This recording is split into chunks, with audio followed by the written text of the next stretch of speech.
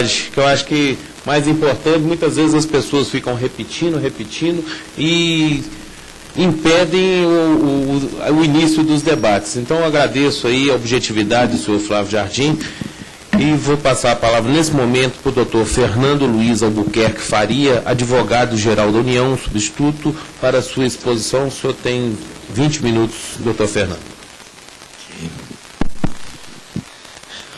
Obrigado, boa tarde a todos. Queria cumprimentar o deputado doutor Grilo, que aqui representa o presidente da Comissão de Legislação Participativa.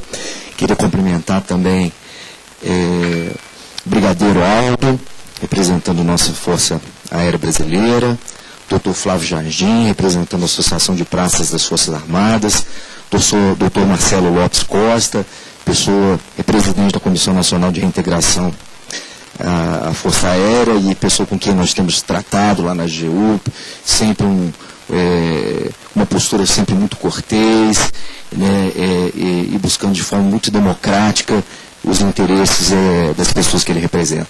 Gostaria também de cumprimentar a doutora Ivana, advogada, que fez até uma bela exposição e expôs a tese jurídica que é debatida hoje aqui. Queria também cumprimentar os excelentíssimos parlamentares presentes nessa audiência, senhoras e senhores, ex-soldados. É um prazer a Advocacia Geral da União estar participando dessa audiência pública. Queria dizer que essa questão relacionada aos soldados de primeira categoria, primeira classe, né, especializados, gerou muita dúvida, inclusive na Advocacia Geral da União, no primeiro momento, quando a gente recebeu. Lá na Advocacia Geral da União, nós passamos por 5 advogados debatendo a questão, inclusive a minha pessoa. Debatemos a questão com o próprio ministro de Estado, advogado-geral da União, né, e efetivamente estabelecemos uma conclusão. Mas por que gerou uma grande dúvida? Né? A grande dúvida era relacionada à existência de um soldado de primeira classe especializado e não especializado. Né?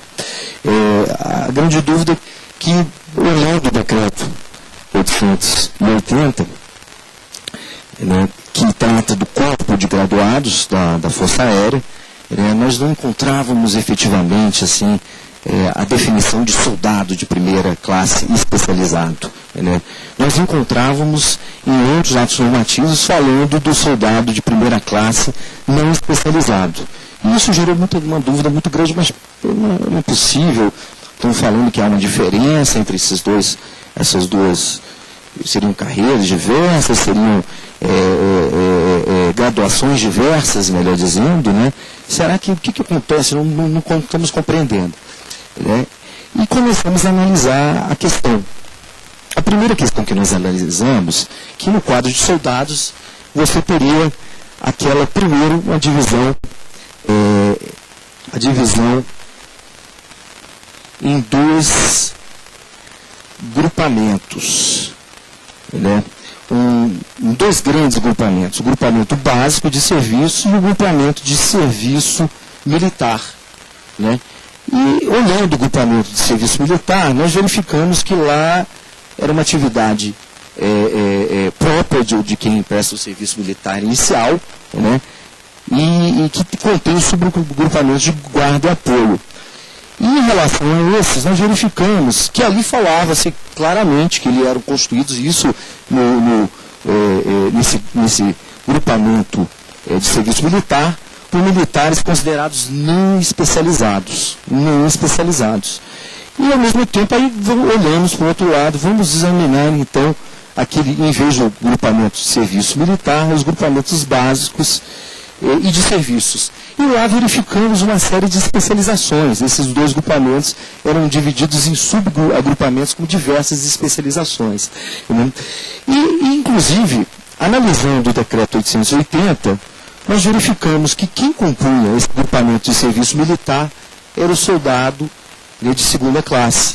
E já os outros grupamentos que necessitavam dessas especializações, o soldado de primeira classe.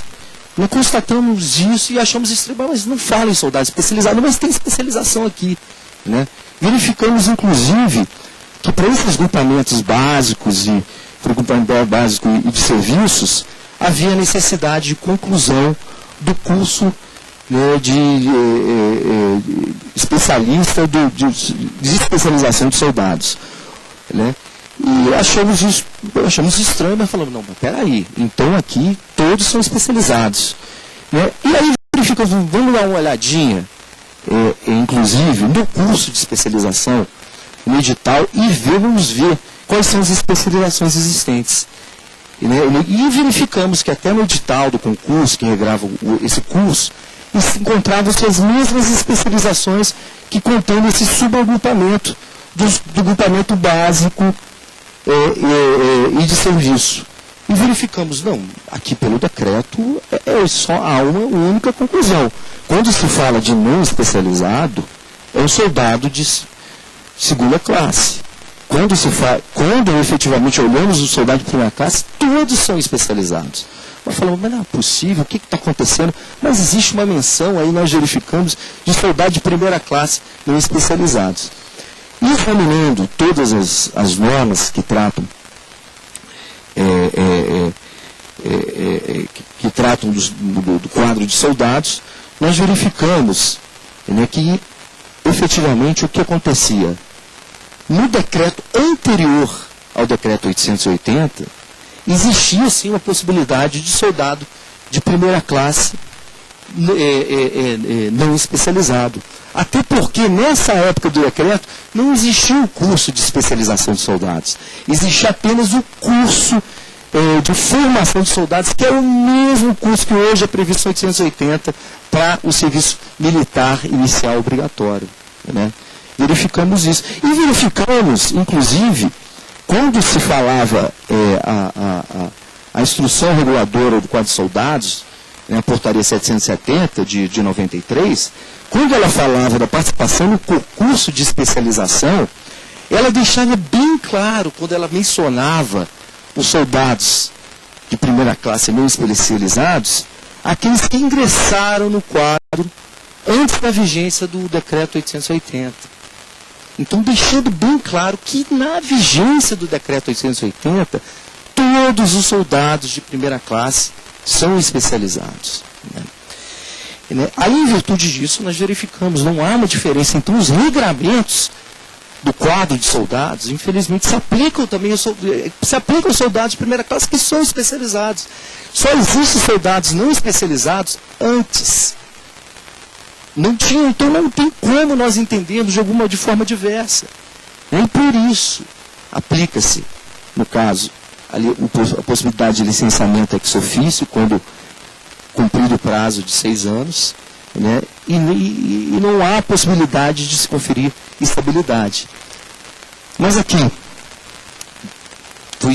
foi feita essa conclusão. Nós discutimos, rediscutimos na GU, só verificamos essa possibilidade. Mas nós não nos atemos exclusivamente a essa análise da legislação. Nós também verificamos, o fato de ter acontecido concurso público, isso pode gerar uma estabilidade? Pode gerar uma estabilidade para os casos militares, para os casos soldados? Nós também verificamos que não. Primeiramente, né, não existe, mesmo para os servidores públicos e os não militares, a estabilidade ela ocorre com 3 anos e após aprovação em estágio probatório. E mesmo o fato de se fazer concurso não garante nenhuma estabilidade. E com relação aos militares, o próprio artigo 142 da Constituição, ela apenas aplica alguns direitos dos servidores públicos, né, para os militares, e não aplica esse direito, essa previsão da estabilidade, né, em relação aos militares.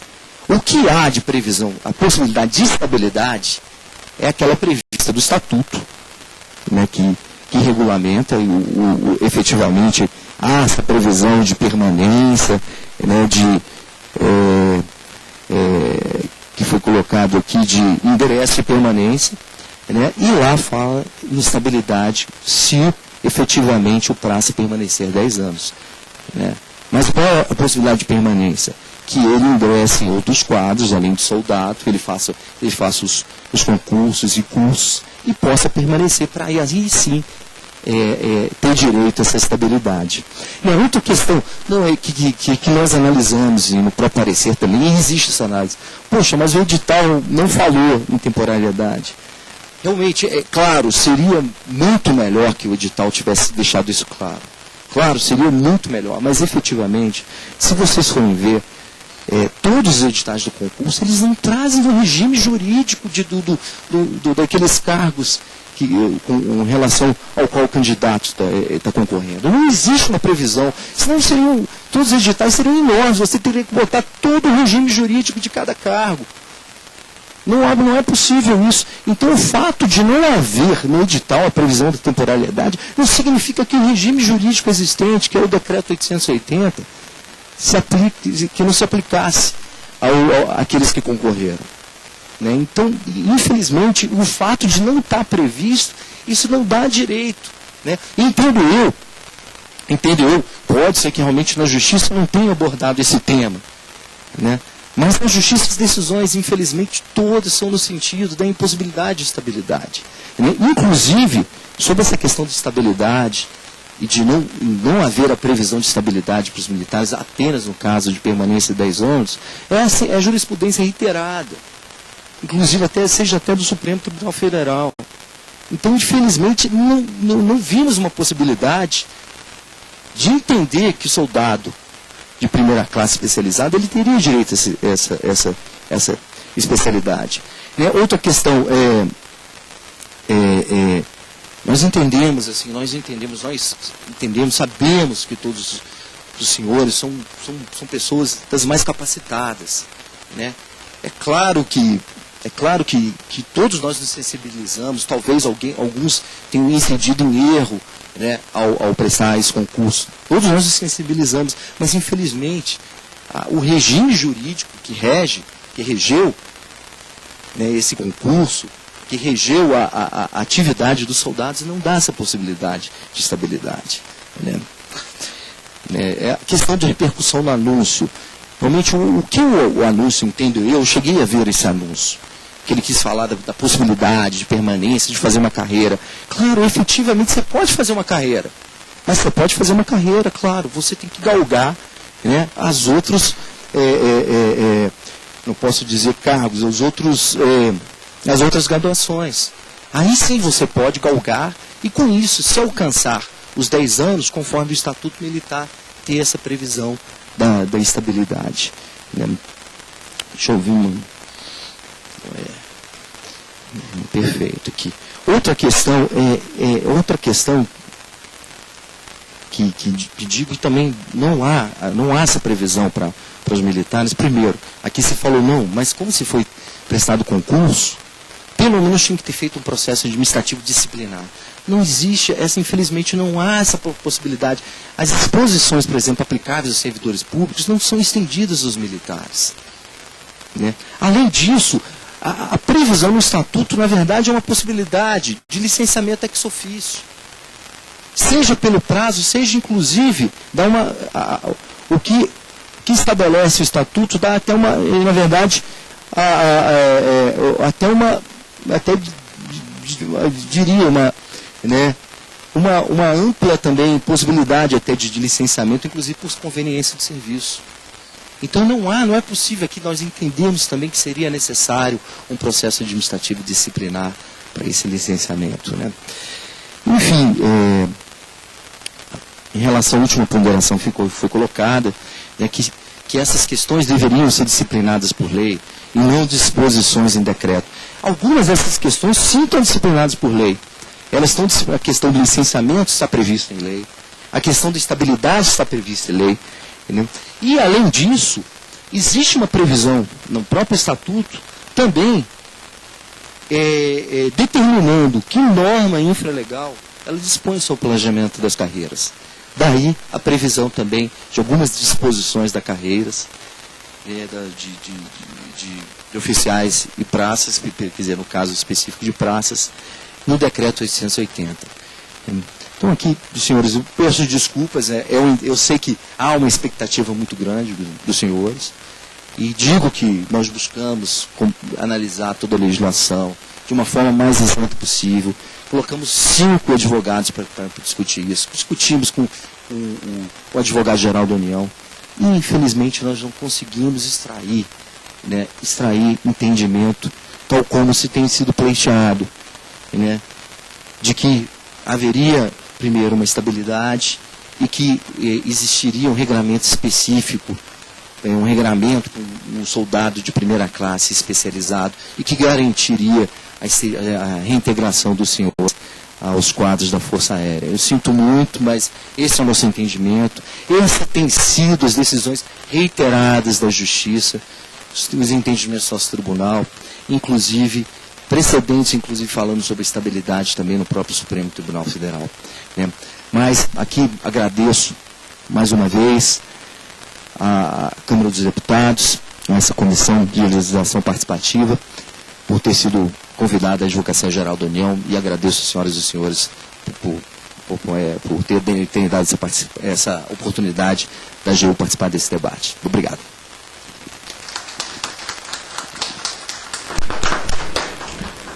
Nós aqui agradecemos a participação do Dr. Fernando Luiz Albuquerque Faria pela sua exposição. É muito importante todo esse debate, todas essas exposições, até para todos os deputados tomarem conhecimento desse problema, porque é um problema que atinge mais de 15 mil trabalhadores. E, como foi dito aqui, nós não podemos esconder que houve uma omissão no edital.